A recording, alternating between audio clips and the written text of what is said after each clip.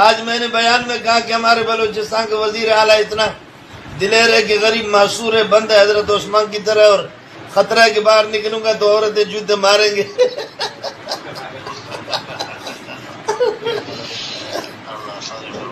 اللہ تعالیٰ آپ کی مدد فرمائے، آپ کی حفاظت فرمائے. بہت مہربانی، بہت مہربانی. ابھی پچھلے دنوں آپ دیکھیں وہ مفتی جو مینگل صاحب ہیں، انہوں نے سیدنا عثمان کے لیے اتنی بےہودہ اور گستاخانہ تمثیل بیان کی اور کہا کہ یہ جو ہمارا بلوچستان کا وزیر اعلیٰ ہے نا، یہ بھی محصور ہوا ہے، بندہ ڈرتا ہے لوگوں سے حضرت عثمان کی طرح. اور ایک ہی جملے میں انہوں نے بولا ہے کہ باہر نکلوں گا تو عورتیں جوتیاں ماریں گی مجھے، ڈر کے تو بیٹھا ہوا ہے ادھر. اور بیوقوفی دیکھیں، یہ وہ مولانا فضل الرحمان صاحب سے فون پہ واٹس ایپ پہ بات کر رہے ہیں، دوسری طرف سے فضل الرحمان صاحب کی بات آ رہی ہے، وہ بھی ہنس رہے ہیں اس کے اوپر. مولانا فضل الرحمان صاحب آپ بھی اس پہ شامل ہیں، آپ ہنسے ہوئے ہیں، صرف یہ مینگل صاحب نہیں ہیں، آپ بھی شامل ہیں. اور وہ بیوقوف جو شاگرد ہے وہ اس کی ویڈیو بنا کے اس نے چڑھا دی ہے. اگر وہ بند کمرے میں ہوا ہوتا کسی کو پتہ ہی نہیں چلنا تھا. اب چڑھ گئی تو کچھ لشکر جنگوی کے جو لوگ تھے یا سپاہی صحابہ کے، جو آج کل اہل سنت والجماعت کے نام سے ہے، وہ باہر نکلے. انہوں نے کہا کہ جی آپ اس پہ توبہ کریں. توبہ کیوں کریں جی؟ صحابہ کی گستاخی والا 10 سال کی قید والا اس کے اوپر لگاؤ نا، جرم کیا ہے نا، توبہ کیوں؟ کوئی اور کرے تو اس کی توبہ قبول نہیں ہے، اپنی باری ہے تو توبہ کرے.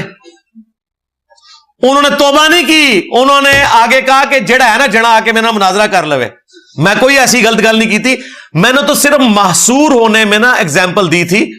یہ جو عورتوں کے جوتیاں مارنے والی بات ہے، یہ تو میں نے اس وزیر اعلیٰ کے لیے کی ہے، حضرت عثمان کے لیے نہیں کی. تم نے ایک ہی گو میں بات کی ہے، ٹھیک ہے. اس غلیظ انداز کے اندر تم نے جو گفتگو کی، یہ گفتگو اگر کسی اور فرقے والے نے کی ہوتی یا میں نے کی ہوتی تو آج تم نے پورا ملک بند کیا ہوتا.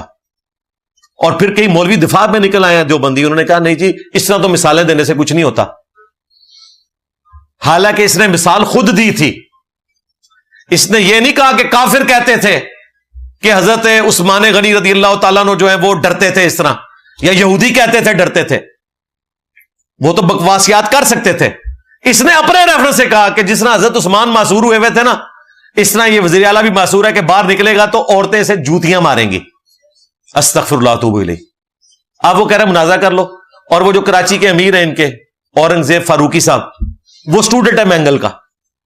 میں فاروقی صاحب سے پوچھوں گا اب صحابہ کی محبت عشق کہاں گیا؟ سیدنا عثمان کی عصمت اور عفت کی حفاظت آپ نے صرف اس وقت کرنی ہے جب کوئی شیعہ بھونکے، غالی رافضی بولے. اگر تمہارا اپنا استاد صرف اس لیے کہ وہ دیوبندی ہے، تمہارا استاد ہے، اور وہ معافی بھی نہیں مانگ رہا، وہ تعویل کر رہا ہے، اور تعویل بھی ایسے عجیب انداز میں کر رہا ہے کہ جو تعویل قبول نہیں، وہ سیدھی طریقے سے کہہ دے غلطی ہوگی. دوسری طرف بریلوی علماء کہہ رہے ہیں کہ ٹھیک ہے ہمارے سے مناظرہ کر لو. وہ علیحدہ سے ولاگ چڑھا رہے ہیں، ان کو بھی موقع مل گیا ہے ان کو نیچے لگانے کا، حالانکہ ان کے اپنے بابوں نے بھی بڑی گستاخیاں کی ہوئی ہیں. تو یہ میں آپ کو بتاؤں، گستاخی کی بات کرنا، یہ کہنا کہ جی فلاں گستاخ رسول ہو گیا، فلاں گستاخ صحابہ ہو گیا، فلاں گستاخ اہل بیت ہو گیا، یہ صرف فلاں کے لیے ہوتا ہے. اپنے جب ان کے کرتے ہیں، ان کے دفاع کے لیے باہر نکلتے ہیں. مولانا فضل الرحمان صاحب کا کام نہیں تھا کہ باہر نکلتے ابھی ایک شٹ اپ کال دے دیتے نا مینگل کو، ادھر ہی اس نے ختم ہو جانا تھا. ظاہر ہے کہ اس نے بھی تو بیعت کی ہوئی ہے نا ان کے ہاتھ کے اوپر. پولیٹیکل لیڈر تو مولانا فضل الرحمان صاحب کو مانتا ہے نا مینگل بھی. وہ کہتے ہیں جی استاذ العلماء ہے. ابھی تو میں اس کے وہ جو گندے اور غلیظ لطیفے جو یہ اسٹوڈنٹس کو سناتا ہے، وہ بھی آپ نے یوٹیوب کے اوپر دیکھے ہیں جس قسم کے لطیفے. اور سامنے قرآن رکھا ہوا ہے، بخاری شریف رکھی ہوئی ہے، اور ایسے ایسے بےہودہ لطیفے یہ سناتا ہے. تو ایسے بےہودہ لطیفے سنانے والی زبان سے صحابہ اور اہل بیت کی گستاخیاں نکل سکتی ہیں. معافی مانگ لو، اس میں کیا حرج ہے؟ الٹا کہہ رہا ہے مناظرہ کر لو. اور دیکھیں جو ان کے فرنٹ مین ہیں، انہوں نے باقاعدہ ولاگ بنا دیے کہ جی کوئی گستاخی نہیں ہوئی، اور دیکھیں ہمارے مینگل صاحب نے چیلنج کر دیا کہ جس نے مناظرہ کرنا ہے کر لو. اچھا جی تو اڈا کرے تے او دا چیلنج آئے کوئی اور کرے تو انہوں کہتے ہیں گستاخ ہے, توبہ کیوں نہیں کر رہا. اور توبہ بھی صرف مولوی سے کرواتے ہیں, مجھا دیا پیڑا ہوں نے نا. مفتی حنیف قریشی نے کہا کہ اگر مفتی طارق مسعود صاحب نے توبہ کر لی ہے تو ٹھیک ہے, کیوں کہ کل کو اگر ہمارا کوئی کام ڈالے گا تو وہ بھی ہمارے ساتھ کھڑے ہوں. کوئی اور توبہ کرے تو کہتے ہیں گستاخ رسول کی توبہ ہی نہیں. ابتسام لائی ضعیف کتنا خطرناک کھیل کھیل رہا ہے, کہہ رہا ہے مجھے انجینئر کے اوپر یہ اعتراض ہے, یہ 295B کے اندر توبہ کی شک ڈلوانا چاہتا ہے, حالانکہ گستاخ رسول کی تو توبہ ہی نہیں, اسے قتل ہی ہونا چاہیے. ابتسام پورا تیرا فرقہ قتل ہوتا ہے. اعلیٰ حضرت دے نزدیک تسی مرتد واجب القتل ہو سارے وابی, احکام شریعت میں انہوں نے لکھا ہے. اور یہود و نصارہ سے تم لوگ بدتر ہو ان کے نزدیک, قادیانیوں کے برابر ہو. بلکہ اعلیٰ حضرت نے تو فتاوی رضویہ میں لکھا کہ شیعہ کو وہابیوں سے زیادہ گمراہ کہنا شیعہ پہ ظلم کرنا ہے, کیونکہ شیعہ تو صرف صحابہ کے گستاخ ہیں, وہابی تو اللہ اور اس کے رسول کے گستاخ ہیں, اس لیے وہابی جو ہیں یہ بڑے مجرم ہیں شیعہ سے. یہ اعلیٰ حضرت نے لکھا ہے. لو سامو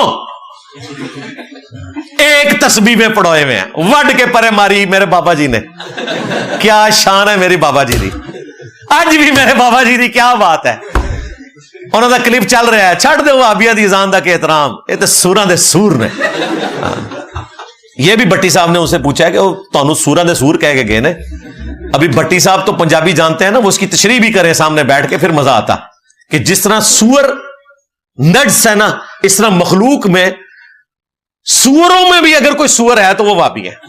اتنی گہری بات کی ہے بابا جی نے.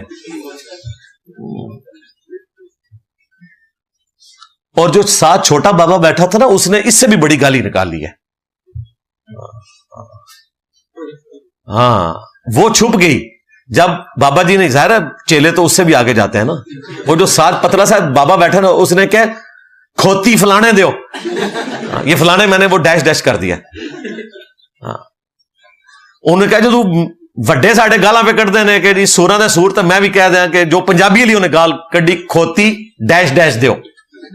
ہاں اے انہیں گال کڈی ہے, وہ اس کو آپ غور سے سنیں نا تو جیسے یہ مکمل ہوتا ہے نا, اس کے ساتھ ہلکی سی وہ آواز بھی آتی ہے. وہ تو اللہ بھلا کرے, ہمارے جو ایڈیٹر ہیں نا فرحان آفتاب بھائی, انہوں نے مجھے بتایا کہ اگلی گال تیز تو بھی خطرناک ہے. میں نے کہا یار اتنی دفعہ کلپ سنا, میرا تو اس طرف دھیان ہی نہیں گیا. واقعی وہ ہے اس میں آگے چھوٹی سی گال, اس میں بڑی معرفت کی باتیں. اچھا ان کا جی میں نے ان کی زندگی میں پروٹیسٹ کیا تھا. وہ بھٹی صاحب کہہ رہے تھے کہ یار وہ تمہیں سور کہیں, اور انجینئر صاحب اہل حدیث کی تعریف کریں وہ مردود ہیں, اور یہ کہتے ہیں وہ انجینئر ہیبچول ہے, اور وہ خادم رضوی صاحب نے ایک بار ہی سور کہنا چاہیے, تو تسی سور ہو گئے. پیچھے ان کے گل رہ گئی, تو انہوں اسلام تو ہی باہر کاٹ دیتا اعلیٰ حضرت نے اور ان کے ماننے والوں نے, پیچھے کیا رہ گیا. تو اصل میں جس طرح بنو اسرائیل کو بچڑے کی محبت پلا دی گئی تھی, اس طرح ان بنو امیہ کے خدمت گزاروں کو بنو امیہ کی محبت پلا دی گئی ہے. اور بنو امیہ سے مراد نعوذ باللہ میں سیدنا عثمان یا سیدہ ام حبیبہ کو نہیں کہہ رہا, ظاہر ہے ان کا تو ہم احترام کرتے ہیں. ام حبیبہ تو وہ ہیں جنہوں نے تمہارے ماموں اور تمہارے نانا کی ڈانٹیں کھائی ہوئی ہیں اسلام قبول کرنے پہ, اور ہجرت حبشہ کی ہوئی ہے. بعد میں تم لوگ مسلمان ہو کے تمہارے نانا اور تمہارے ماموں یہ کہیں کہ ہم رسول اللہ کے رشتہ دار ہیں, ہم اہل بیت کے ساتھ جڑ گئے ہیں. اور جب ام حبیبہ ہماری ماں نے اسلام قبول کیا تھا, سابقون الاولون میں وہ آتی ہیں, اور انہوں نے اپنے ہسبینڈ کے ساتھ ہجرت حبشہ کی تھی. وہ تو مردود جا کے وہاں پہ کرسچن ہو کے مر گیا نا. عبید اللہ جو تھا المستدرک للحاکم میں آتا ہے, صحابی تھا, کرسچن ہو کے مر گیا.